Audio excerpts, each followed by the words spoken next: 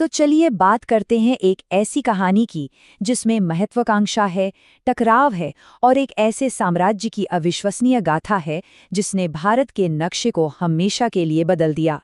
जी हाँ, आज हम जानेंगे मराठा साम्राज्य के बनने और बिखरने की पूरी कहानी। जरा सोचिए, 17वीं सदी का दक्कन ये एक ऐसा मैदान जंग था जहां एक तरफ उत्तर से मुगलों की जबरदस्त ताकत थी, तो वहीं दक्कन में बीजापुर और गोलकुंडा की सल्तनतें थीं। और इसी उथल-पुथल के बीच एक नई शक्ति, एक नया सूर्योदय हो रहा था। और इस नई शक्ति के केंद्र में थे एक ऐसे लीडर जिन्होंने इतिहास की धारा ही मोड़ दी। मराठा साम्राज्य के संस्थापक छत्रपति शिवाजी महाराज। तो आखिर कौन थे शिवाजी महाराज? उनका जन्म 1630 में शिवनेरी के किले में हुआ था। उनके पिता शाहजी भोसले बीजापुर सल्तनत में एक बहुत बड़े और शक्तिशाली सरदार थे। लेकिन उनकी असली प्रेरणा थी उनकी माँ जीजाबाई, जिन्होंने उनके अंदर स्वराज यानी अपने लोगों के अपने शासन का सपना जगाया। और इस सपने को हकीकत में बदलने के लिए उन्हें शिक्षा और मार्गदर्शन मिला उनके गुरु दादाजी कोंडदेव और समर्थ रामदास से। शिवाजी की रणनीति ना कमाल की थी। वो जानते थे कि दक्कन के इन पहाड़ी इलाकों में असली ताकत का मतलब है किलों पर कब्जा। किले ही वो चाबी थे जिससे पूरे क्षेत्र पर नियंत्रण किया जा सकता था। इसीलिए बहुत ही कम उम्र से उन्होंने तोरणा और राजगढ़ जैसे जरूरी किलों को जीतना शुरू किया और यहीं से अपने साम्राज्य की नींव रखनी शुरू कर दी। लेकिन सिर्फ किले जीतना काफी नहीं था, है ना? असली कहानी तो उन जीतों में है जो उन्होंने अपनी सैन्य समझ और हिम्मत से हासिल की। ये जीतें आज भी लोगों को हैरान कर देती हैं। शिवाजी की बढ़ती ताकत से बीजापुर के सुल्तान की तो जैसे नींद ही उड़ गई। उन्होंने अपने सबसे खतरनाक और क्रूर सेनापति अफजल खान को भेजा। खान का बस एक ही मकसद था, शिवाजी को किसी भी तरह जिंदा या मुर्दा रोकना। और प्रतापगढ़ के किले में दोनों के बीच एक ऐतिहासिक मुलाकात तय हुई। अब शिवाजी को भी पता था कि खतरा कितना बड़ा है। वो पूरी तैयारी के साथ वहां गए थे।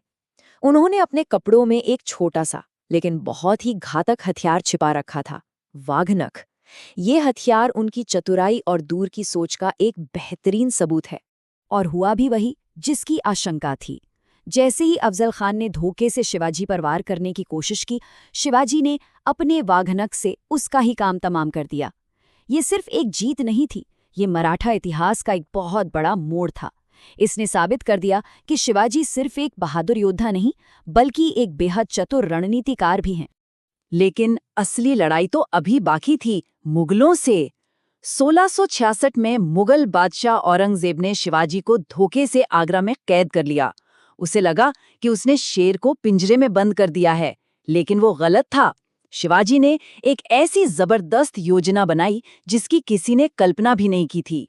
वो मिठाई की टोकरियों में छिपकर मुगल पहरेदारों की आंखों में धूल झोंककर किले से फरार हो गए। ये शक्तिशाली मुगल बादशाह को एक सीधी चुनौती थी। एक महान राजा सिर्फ जीतता नहीं, वो एक राष्ट्र बनाता है। तो चलिए अब देखते हैं कि शिवाजी ने युद्ध के मैदान से आगे बढ़कर अपने राज्य को कैसे एक मजबूत शक्ल दी। साल था 1674 और जगह थी रायगढ़ का किला। यहीं पर शिवाजी का भव्य राज्याभिषेक हुआ और उन्होंने छत्रपति की उपाधि धारण की। ये सिर्फ एक रस्म नहीं थी, ये दक्कन में एक स्वतंत्र, संप्रभु हिंदू साम्राज्य की औपचारिक घोषणा थी। अब एक मजबूत राज्य को चलाने के लिए एक अच्छी सरकार भी तो चाहिए। इसके लिए उन्होंने अष्टप्रधान नाम का एक बहुत ही इनोवेटिव सिस्टम बनाया।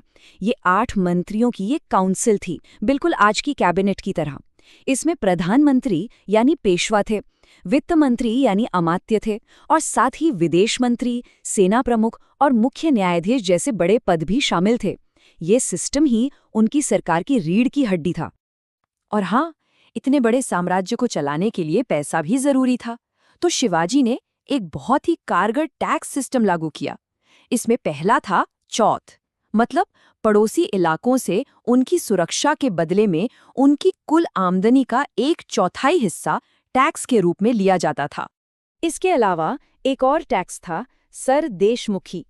ये 10% का एक अतिरिक्त टैक्स था, जो इस बात का प्रतीक था कि शिवाजी उस क्षेत्र के वंशानुगत मुखिया यानी सर देशमुख हैं। इन दोनों टैक्स ने मराठा खजाने को बहुत मजबूत बनाया। 1680 में शिवाजी महाराज की मृत्यु के बाद मराठा साम्राज्य एक नए दौर में दाखिल हुआ। धीरे धीरे असल राजनीतिक ताकत छत्रपति के हाथों से निकलकर सबसे शक्तिशाली मंत्री यानी पेशवा के हाथों में आ गई। पेशवाओं ने पुणे को अपनी राजधानी बनाया और यहीं से साम्राज्य के विस्तार का एक नया अध्याय शुरू किया। और इस दौर का सबसे बड़ा नाम था पेशवा बाजीराव प्रथम। उनकी सोच और उनकी महत्वाकांक्षा का कोई जवाब नहीं था। उन्होंने कमजोर होते मुगल साम्राज्य की तरफ इशारा करते हुए कहा था कि हमें इसके तने पर हमला करना चाहिए, टहनियां तो खुद ब खुद गिर जाएंगी। उनका सपना था दिल्ली तक मराठा परचम लहराना, और उन्होंने ये करके दिखाया। पेशवाओं के नेतृत्व में मराठा साम्राज्य अपने चरम पर पहुंच गया। उनका प्रभाव दक्षिण में तंजावुर से लेकर उत्तर में पेशावर तक फैल गया। एक समय पर वो ही भारत की सबसे बड़ी शक्ति थे। लेकिन जैसा कि कहते हैं, हर सूरज को एक दिन ढलना होता है। अब कहानी में एक ऐसा नाटकीय मोड़ आता है, एक ऐसी घटना जिसने साम्राज्य के अंत की शुरुआत कर दी। साल था 1761 और जगह थी पानीपत का मैदान। यहाँ आमने सामने थी मराठा सेना और अफगानिस्तान से आया हमलावर अहमद शाह अब्दाली।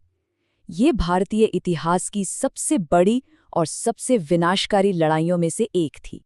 इस युद्ध का नतीजा मराठों के लिए एक भयानक सपने जैसा था।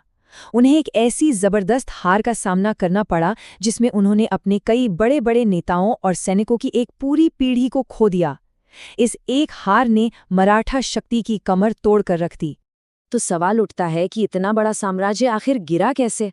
देखिए, पानीपत की हार तो एक बहुत बड़ा झटका थी, लेकिन सिर्फ वही एक वजह नहीं थी। उस हार के बाद केंद्रीय नेतृत्व बहुत कमजोर हो गया। सिंधिया, होलकर, गायकवाड़ जैसे जो बड़े बड़े मराठा सरदार थे, वो आपस में ही लड़ने लगे। और ठीक इसी समय एक नई ताकत, अंग्रेज, इस पूरी फूट का फायदा उठाने के लिए तैयार बैठी थी। और ये कहानी हमें एक बहुत बड़े सवाल पर लाकर छोड़ देती है।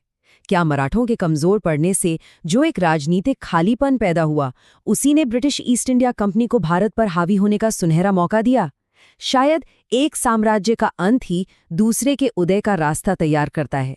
ये इतिहास का वो मोड़ है जिस पर सोचना बहुत जरूरी है।